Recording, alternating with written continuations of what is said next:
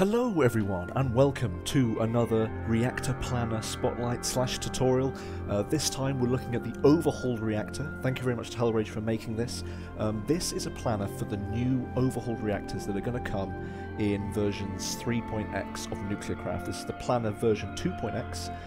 Version 1.x is dedicated to the current nuclear reactor system. The new system is very, very different, and this video is basically meant to be an opportunity for you to learn how the new system works, and the planner is there for you to get used to the new system before it's actually implemented in the mod. So I should just stress that right now this is not implemented in the mod, but it will be in a few months' time, a couple months' time, when I'm back from uni and I've got everything sorted, ready to do the overhaul. And there's a bunch of other mechanics changes coming to the fusion reactors and all sorts of other parts of the mod. But this is one of the things that's been sort of set in stone so far. Well, set in stone more than other things. There's probably still going to be a few changes. There have been some tweaks to the system over the last couple months, thanks to people in the NuclearCraft Discord for testing it out. But at the moment I think this is a pretty solid system that won't change too much. So what I say in this video should hold for the future, for the foreseeable future anyway. So you can already see there's quite a lot more colours here for different coolers. It's actually called heat sinks now. There's also different moderators with different stats. There's also something called a conductor here, and there's also a neutron reflector. So the place to get this is the same as usual. Head over to Hellrage's Reactor Planner, so you should be able to just find it online, Reactor Planner. So if you just type that in, you should find it here, Hellrage Reactor Planner. Just head over to releases and you'll find all the different releases. The different versions are labelled here, so versions 2.x are the overhaul, and they'll also be said overhaul here. And there's also the current releases for this current system that is being updated all the time with all sorts of new stuff since the original video that I did on it all those months ago. There's all sorts of new stuff and bug fixes in those new versions, so do check them out. But this is about the overhaul. So just head here and then just download the planner. It's very easy, and just head into a place that you want to install it. So let's go here, programs, and I'm going to put it in here just as an example. So there you go, download it, and then you can just run it. You just click, and Windows might tell you that it's unsafe like last time, but it's not unsafe. You can even look at the source code, there's nothing crazy going on in there. And there you go, you've got your planner up and running. So let me head over to the full screen version, and then we'll get into the mechanics. Okay, well unfortunately I just recorded like half an hour of content there, but it turns out that when you record in windowed mode, all of these tooltips don't appear properly, which I didn't realise until I started editing it down. So I am going to have this bar at the top here, but I think it's a small price to pay for actually being able to see what any of these stats are. It also gives me an opportunity to think about how I want to record this a bit more. So I'm going to start with the fuel cells and the moderators, because that's the thing that's probably changed the most. There's lots of concepts that are new, and we need to go through each of them, and I think the fuel cells will be the best place to start. So I'm going to switch to, there's a lot more fuels as well. You may have noticed there's a lot more fuels than there were before. In fact, anyone who's new to the planet in general, the way it basically works is that you can place down blocks, place down blocks like this by left clicking or dragging. You can actually get rid of stuff by holding right click and removing it, or you can get some air and place it around. But either way, you can get rid of stuff like that. You can change the scale of the diagram by up here. You can change the size of the reactor like this. So you can go down to like a 5x5 or something, or a 7x7. So like that, you can change it and then change the scale and stuff like that. So yeah, it's pretty flexible, and it looks really nice. Now, as I said, there are some new fuels. They've got some new stats. Now, before they had a heat and a power. There's no power stat anymore. There's just a heat, and so that stat controls both the steam output and also the heat that you need to deal with. So yeah, these reactors now produce steam rather than energy like they did before. So our output will be some number of millibuckets per dick of high pressure steam. We have a criticality, which is a new number, which we'll get into, and we also have a raw efficiency, which is just like a multiplier for the steam output for this particular fuel. So you'll see that some of the higher end fuels, like Californium, has a high efficiency, and then sort of the middle of the line, something like, I don't know, Americium has a sort of 1.35, and then the really early on fuels like TBU and LEU have an efficiency sort of multiplier of 1. But I'm going to work with LEU-235 oxide. You can see there's 3 types now. There's this oxide, nitride, and zirconium alloy, and they've all got slightly different stats, but you can play around with that when you want. So I'm just going to use oxide LEU-235, sort of the most standard fuel there is. and I'm going to start placing cells. And you'll notice, like last time, unlike last time, they have an error on them. And in fact, if I actually place them not against the... So here we have the cells against the casing. If I place them not against the casing, like here, in the middle of the design, there's actually another error, which is that they've got no cluster. So they're both inactive and they have no cluster. And you can see there that there's a criticality factor of 8.5 from this number down here, which we need to deal with. And right now, the total neutron flux is 0. So with the new system, cells need to actually reach a certain neutron flux level in order to stay active, and that neutron flux level they need to reach is the criticality factor. So in this case, 8.5. Now, how do you get neutrons between the cells? How do you get neutrons into the system and get all the chain reaction of the neutrons going like they do in a real fission reactor? You have to use moderators. Now, there are 3 types of moderators, each with different flux factors, and the flux factor is basically just the amount of flux that moderator will contribute on a line. So beryllium 2.2, graphite 1, and heavy water 3.6, and they each have efficiency factors as well, but we'll get into that later. So we could try think about how much flux we need to get between these 2 cells. Let's actually forget about these 2 now, and let's think about just 2 cells. Now, how much flux do we need? We need 8.5, and we've got 3 spaces for moderators. Now, we could use 3 graphite, but that's not going to work because that only gives us a flux factor of 3 in total, because we have 3 times 1. We can't even use 3 beryllium, because that only gives us 6.6. So we could try 3 heavy water, and that will actually be enough. Now, the first thing is that all of this is red, which means that our reactor is still not active, and that's because we still need to actually jumpstart the reactor. We need to give it a small jolt of neutrons to get the whole chain reaction going, and the way you do that is you just right click on these cells, you go into cell mode, and if you hold down shift and right click, you will prime the cell, and that means that you will give that cell a slight jolt of neutrons from a source. So in-game will be a source that's connected to the reactor wall, or inside the reactor wall, inside the casing, and that will send neutrons down to a cell. Now, I should just mention that a cell cannot be primed if it doesn't have line of sight to the casing. What I mean by that is if there's another cell in the way. Neutron sources can travel through moderators and heat sinks or whatever, and even reflectors.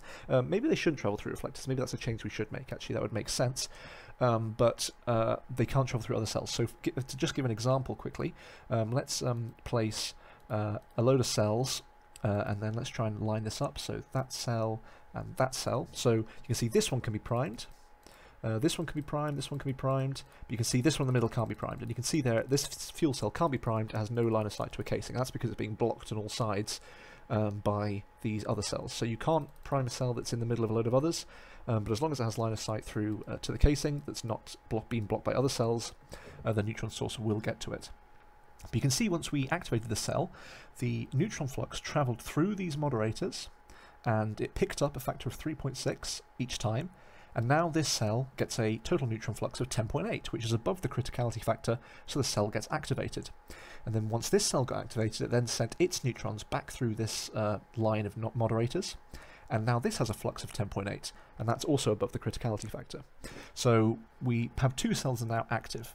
Now you can see here that we have an invalid cluster, and the reason it says invalid cluster is because there is no connection from these cells to the casing. If we want to generate steam, then we need to get the heat from the fission into the casing, and right now these cells aren't actually touching the casing. But if we just move this layer over to here, paste layer, let me just delete this layer, you can see now that error has gone because these cells are actually touching the casing, so they're able to offload their heat. Okay, so that is pretty good. Now you can see here that there, of these 3 moderators, 2 of them have this green bar around them, which means they are active moderators. So in an active line, and they're active moderators.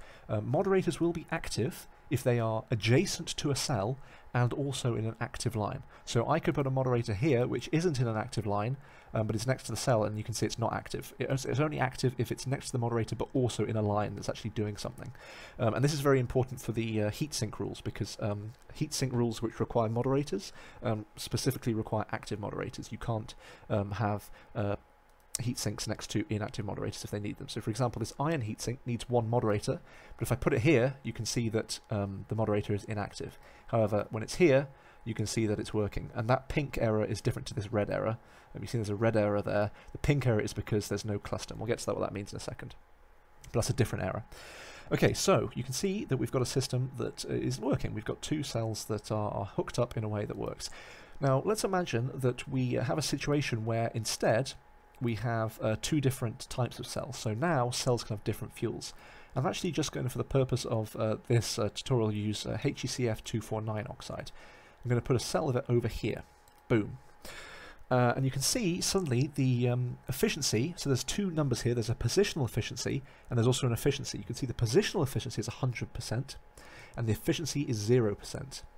Okay, now the reason the efficiency is 0% is because there is a penalty for overfluxing. There's too much flux heading into the cell because the criticality factor of this fuel is 3 and it's getting a total neutron flux of 10.8.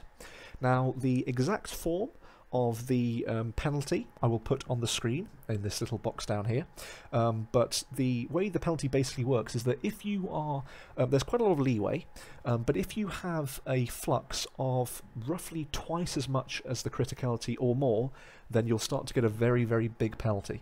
So you want to make sure, for example, in this case, the criticality factor is not too much more than 5 or 5.5, and you won't get much of a penalty. You can see here that the neutron flux is 10.8, which is only a little bit over 8.5, and yet our efficiency hasn't been hampered too much. It's only gone down to 99%. In fact, if we put a beryllium in here, we'll still have a active cell, but the flux factor is even closer now to the criticality. And you see our efficiency is exactly the same as our positional efficiency. The reason it went up to 103% is because this beryllium moderator actually has an efficiency factor of 1.1, and so the average of this, the average efficiency of this line actually went up to about 103%. So you can see here that the efficiency went up a bit. Both because of the extra efficiency from this beryllium, but also the the lack of penalty from the neutron flux, the penalty being a bit lower. But here we have a huge penalty, so we need to do something about this. Now, the obvious way to do this would be to get some better moderators here that don't have big flux factors. So we've got a criticality factor of 3 here, so 3 graphite would actually do it. This would actually activate this cell still, and you can see now that the efficiency is actually really, really high. And the positional efficiency is 120 because each of these graphites have an efficiency factor of 1.2, so the average is 1.2 or 120. But the reason the efficiency is actually 209 in this case is because of this extra 1.75 factor down here from just the fuel efficiency. So that's why that's 209%. The problem is, of course, that now our original LEU fuel is now inactive because it's only getting a flux factor of 3 from this cell. This is where reflectors might come in and quite useful. So the way reflectors work is that they basically, any neutron flux that's sent out is just reflected back to the cell it came from. So for example, we could put a cell down here, and just as an example, I'll just put down a graphite flux factor 1, and you can see here that the flux factor has just gone up by 2. It's actually gone up by 2 rather than 1, and that's because the neutrons are travelling through to the reflector and then being reflected back again. So you actually get twice the flux from a given flux factor on a reflector line. We could actually increase it even further by making the line longer. So here we've got now 2 graphite in a line, we've got total neutron flux of 7. Now you'd think that you would be able to just put another graphite here and get up to 9, but you can actually see it's gone down to 3 again. The reason for that is because just like in the old system, the maximum length of a moderator line is 4. You can only have 4 maximum moderators in a line, but because these neutrons are being reflected back again, you can see here that the actual maximum length is 2 because it goes through 2 and then 3 and 4 on the way back. So I can only put a reflector here, but I could actually just put a better moderator. So this is a flux factor of 2.2, and this should actually increase it enough to activate the cell again. There we go. So we're back up to having an active LEU and an active HECF. Now, the way reflectors work is that they will actually increase the heat multiplier and efficiency a little bit, but slightly differently to the way cells increase their heat multiplier and efficiency. The way cells increase their heat multiplier and efficiency, if we just have a little example over here, is let's imagine we just have 2 cells next to each other. And let's just put a single moderator between them. You can see here that the positional efficiency is 100%, and that's because there's only one cell in the line. There's only one cell in the line that they're connected to. So this cell is connected to one cell. This cell is also connected to one cell. If we extend this line a little bit and instead put some graphite in there, so a graphite line, you can see the positional efficiency has gone up to 120% because there's now an average flux efficiency factor of 1.2. You can also see, though, that the heat multiplier has stayed at 100%. So you can see the heat multiplier in the middle is 100%, and before, even when we used the heavy water, that's also got a heat multiplier of 100%. So you can see that the heat multiplier doesn't care about the efficiency. Heat multiplier and efficiency are totally separate, even though they're based on the same number here. They're both based on heat. The heat gen and the efficiency and the steam gen, they're both based on the heat, but the multiplier for the heat gen is not concerned with efficiency of fuel, efficiency of moderators, and so forth.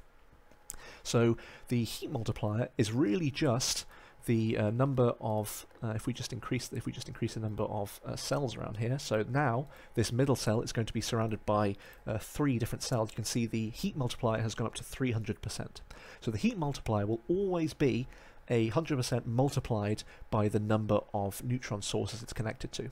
So to get the total heat from this cell, we just multiply 648 by 3, and that gives us 1,944 heat. So that's much easier than it was before. There's no mucking around with multipliers for moderators and so forth, where it's like a third of the number of things and so forth.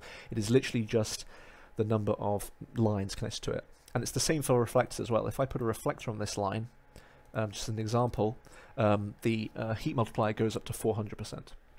On the other hand, the efficiency from a reflector actually gets a 50% penalty.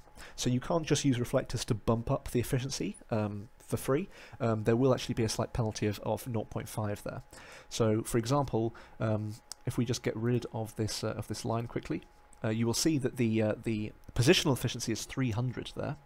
But if we add another line in here with a reflector instead, you can see the positional efficiency has instead gone up to 350%. That's because this reflect line is contributing half as much.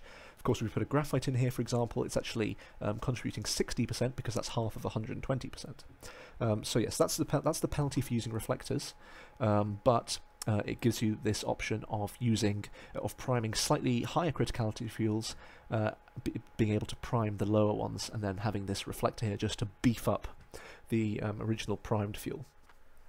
But yes, so the way that efficiency works is that you add the average efficiency of all the lines connected to the cell, and to get the heat multiplier, you just literally add the number of lines of moderators connected to the cell. And then to get the actual efficiency from the positional efficiency, you take the positional efficiency, you multiply by the efficiency of the fuel, and then you also multiply by this efficiency that comes from overfluxing, this penalty that comes from overfluxing, and that gets you the total efficiency of the cell. So you can see that efficiency is much more complicated than the heat multiplier now, but if you're thinking about trying to just build a reactor that's stable, trying to calculate the heat is much, much easier. You can then do some more qualitative tweaking and trying to get the efficiency as high as possible by changing moderators around and so forth. That comes later after you've made sure your reactor is stable. So the efficiency is more complicated, but it's fine that it's complicated. You don't have to actually think so analytically about that. So that is basically how cells and moderators work. So remember, you can prime them. You have to prime them to get the flux going. The flux will then travel around. If it activates a cell, that will then send out flux, and you've got to try and make a stable skeleton of moderators and cells to get your reactor going. And remember that you can only prime a cell if it has a line of sight to the casing that's not through another cell. You can go through heat sinks, you can go through moderators, as long as it has line of sight that's not through a cell. Okay, so that is cells. And remember, as I said before, in order for this cell to actually be connected to the casing to offload its heat, you actually have to connect it to a casing. The cluster that this cell is connected to, and we'll get into cluster in a second, has to be connected to the casing. Just to show that off, I will build the cell back over here again so that it's not connected to any casing. And let's put some moderators between them. This is, remember, the HECF, so it has a criticality of 3. Let's prime this one to get them both active. And you can see here that our error is that it's an invalid cluster. So if you've got an invalid cluster, that will give you this pink error. In order to make this a valid cluster, i.e. connected to the casing, that's when you can use conductor blocks. You can just use a conductor here, you can see that error went away. You can also connect a whole line of conductors up, and that will connect it that way. But one thing you cannot do is join these clusters together. So if you connect up conductors like this, so that these two cells are connected together, the two clusters are not connected together. And what I mean by a cluster is an independent, separate group of heat sinks and cells. Moderators do not contribute to clusters, and conductor blocks do not contribute to clusters either, they just join them to the casing. So, for example, this would now be a cluster. So this cluster here of water heat sink and cell is a cluster, but we could try joining this cluster together. Let's actually get rid of all this. We could try joining this cluster onto this one by instead using a bunch of heat sinks. So this heat sink needs one moderator, this heat sink needs one moderator, and then gold needs two iron heat sinks, so that can go in there. And you can see now that all those errors have disappeared because all of this cluster is just a single cluster connected together. So once you join two independent clusters together, it will form a single cluster. And each of these individual clusters have sort of total heating, total cooling stats, and that is what will control whether a cluster will melt down. It's no longer necessarily a single reactor with a single group of stats. If a single cluster is unstable, then only that cluster will melt down. Okay, so that is cells and moderators. I think that's pretty much everything about cells and moderators that's important, and reflectors, and flux in general. That is how to calculate everything. Okay, moving on to the heat sinks. Now the heat sinks are probably most similar to the old system. The heat sinks do the same thing of removing heat from the cells and bringing them into the casing. So not only does the cluster have to be connected to the casing, you also need the heat sinks to extract the fuel, to extract the heat out of the fuel cells. So let's have an example here. Let's have a simple example of LEU again, because that's a little bit colder running. So LEU235 is here. Where is it? Here it is. Okay, so let's build out a little reactor and give an example again. So let's build our classic heavy water and beryllium moderator line here for our LEU. And you can see here that these are each producing 120 heat units per tick. Okay, so we haven't got much heat to deal with there. There's a lot of rules here. So basically, the more simple the rules, the less cooling the heatsink will do. And as you get more complicated ones that require different coolers on top of different coolers, you will have more cooling rates. You can see the diamond and the emerald and the liquid helium have got very high cooling rates compared to the water and the iron and so forth. But this the amount of heat we need to deal with here is not very much. We need to deal with 120 over here and 120 over here. So that's really not that much. So for a start, we could put a water cooler here. You can see it's still not connected to any casing. So let's actually just quickly join it up. So I'm joining this cluster up to the top or the bottom, whichever way you see it, using this conductor. And I'm going to also connect this cluster to the casing. So you can see here now that we actually have some cluster stats. You can see that this cluster number 0, when you hover over it will tell you the cluster. Cluster number 0 now has a total heating of 120, but a total cooling of 50 from this water heatsink, so a net heating of 70. So this will still overheat, but we can bring that down a bit further. So that brings us down to 20, and then one more brings us down to minus 30. So this is now a stable cluster. On the other hand, this one is not, but we can just do exactly the same thing. And now we have a stable reactor. Both of our clusters are stable. They both have a net negative heat rate, and they're now producing steam. Now, obviously, they're not producing much steam because this is a terrible design, but 12 millibuckets of steam, of high pressure steam. Remember that high pressure steam gets converted to 16 RF per tick. 1 millibucket per tick is 16 RF per tick, and that's only for one stage as well. If you put it through a second stage steam turbine, then you'll get another 16 RF per millibucket out of that. So you'll actually get as much as maybe 32 RF per millibucket here. So let's do 30 times 12, which is roughly 360 RF per tick. So this design will get us roughly 360 RF per tick. It's a pretty simple one. We're not using all of this space. We're using the worst coolers, and we're using a bad fuel. So it's to be expected. That's not very good. But anyway, a final thing about clusters is that you want to try and get as heat neutral as possible. So here we're at 30, but we actually do a bit better than that. You can see here that this lapis heatsink is 95. So instead, if we get rid of one of these, if we get rid of these water, and instead maybe use a lapis, which is 95, you can see that's a bit better now. We get net heating of -25, which is much better. And the reason you want to do that, the reason you want to get to as heat neutral as possible, is because there are penalties for overcooling and undercooling a cluster. If you overcool a cluster, then the power output will be lowered. So you can see here that the total output here is 102. I don't actually know what that. I'm trying to think what that number actually is. 102. I'm trying to think what that. I think that is just the millibuckets is producing multiplied by 16. So I think this is just like the RF number from one round of from one steam turbine stage. But anyway, yeah, I think that's what it is. But basically, you can see the total output here is 102. But beforehand, when we had 3 water, when the net heating was a little bit lower, you can see that the total output's actually a bit lower, and that's because there's a penalty for overcooling. So we want to bring that as close as we can to 0. There's another penalty for undercooling, which is that the lifetime of the fuel, the duration of the fuel in here, will actually be lower. So if you undercool, i.e. have a heat negative cluster, you need to, it's an unstable cluster, then you will have a shorter fuel duration time, which is again not something you really want. So you want to try and get as close to heat neutral as possible with your designs. And again, that should be easier now with the new heat mechanisms, where you don't have to worry too much about calculating heat. The heat is just the number of moderator lines connected to a cell multiplied by its base heat. So it should be easier to work out how to place the heat sinks correctly. And again, you've got all the stats down here to show. And you can also not show cluster info if you don't want it by pressing that button there. So that is clusters, and that is basically how heat sinks work. I will leave it up to the viewer to design the crazy reactor designs. A lot of these heat sinks require other heat sinks. So, for example, liquid helium requires at least 2 redstone heat sinks. This requires 1 fuel cell and 1 moderator. A slightly more complicated one is Purple, which requires 1 obsidian heat sink. Obsidian requires 2 glowstone on the same axis, and that requires 2 moderators. So there are different chains of heat sinks that require different things. And yeah, I think, as far as I can tell, that is everything. We've covered cells and how to prime them, how to get them active by getting the flux over their criticality factor, but we don't want it to be too high, because otherwise you'll start getting a penalty for it being too high.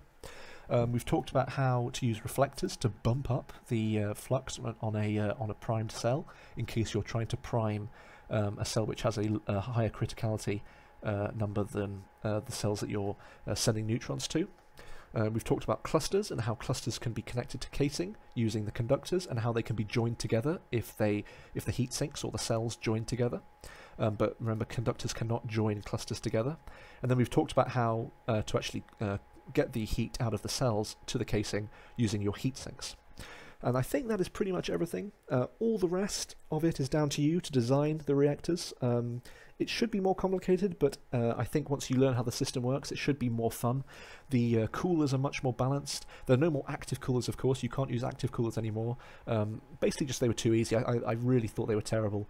I hated the active coolers, so there's no more active coolers. You can only use passive coolers. But I should say that in the molten salt reactors, we'll still use active fluid salt cooling. But the molten salt reactors will have exactly the same rules. All of the different heatsink types will have exactly the same corresponding rules, using vessels and so forth. So as long as you know it for this system, you'll know how it works for the MSR. And again, in the MSR, as it is already, you can have different fuels in different cells. So yeah, I think that is pretty much everything. As for the actual planner itself, the actual mechanics of the planner, you can still save reactors. So you can save a JSON of the reactor. You can load up a reactor. So let's actually load up an example. All of these examples are on the FTB wiki if you want another place to get them.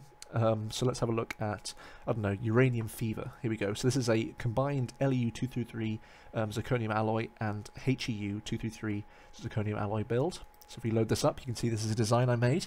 So it looks pretty confusing, but it's really just based on all the rules we just talked about. It's just got a lot of different colors going on because of all the different rules for all the heat sinks. So I think if we look at this design, I think these outer cells are LEU-233. So here we go, LEU-233, and I think the inner ones here are HEU-233. So that's an example of how you can have a sort of hybrid reactor. And the output for this reactor in general is 652 millibuckets per tick of high pressure steam. So if we multiply that by 30, we get roughly, what's that, 660, what's that? So that's 650 times by 30, which is roughly 2,000 times 10, so 20,000 RF per tick output. That's pretty good. 20,000 RF per tick for this design, if you have a 2-stage steam system. So yeah, that's an example of a design. There are more on the FTP wiki, as I said. SFR bulbous is another one. I think I actually just removed a piece there. Let me load that a bit more cleanly. There we go. SFR bulbous. You can see I've got some liquid helium going on here. I've got some manganese ones. So, and you can see here that the design down in the corners here is a little bit funky compared to the rest, and that's because I'm trying to bring the net heating as close as I can to heat neutral. If I continue this pattern round, I would have had a bit more cooling, and that would have brought the output down. But in this case here, we have 700 millibuckets per tick, so multiplied by about 30, that's about 21,000 RF per tick for a 2-stage steam system. So yeah, you can start to get quite a lot of power out of this as long as you get good designs. So yes, I'll leave that up to you. Hopefully that's everything. If you have any questions, of course, ask in the comments. Thank you all very much to people, again, in the NuclearCraft Discord for testing out this system, for testing out the rules for the heat sinks, making sure it all feels balanced and works well together. And thank you, of course, very much to Hellrage for the planner, for the overhaul planner, way before the overhaul is even out. As I said, it'll probably take maybe a couple months for this to actually be in the game. And I'll also mention that Animus Fracto in the NuclearCraft Discord server is working on a web-page version of the planner. I don't think they're working on the overhaul yet, but they're still working on the current system. But they're going to work on it. They're working on a web-page version, which means that people who are using Mac and Linux or whatever should be able to use a planner, because obviously this one doesn't work so well because it's an exe for people using Mac and so forth. So look out for that. I'll let you know when that's out. It's still being worked on. It's still in the sort of development stage, but it is working. But it's probably not quite ready yet for a spotlight video. But yeah, I think that's pretty much everything. So I will see you in the next video, whenever that is. I'm looking up at my timetable and the date. I've got a few weeks until I'm back from uni. I've got some exams in a couple of weeks' time.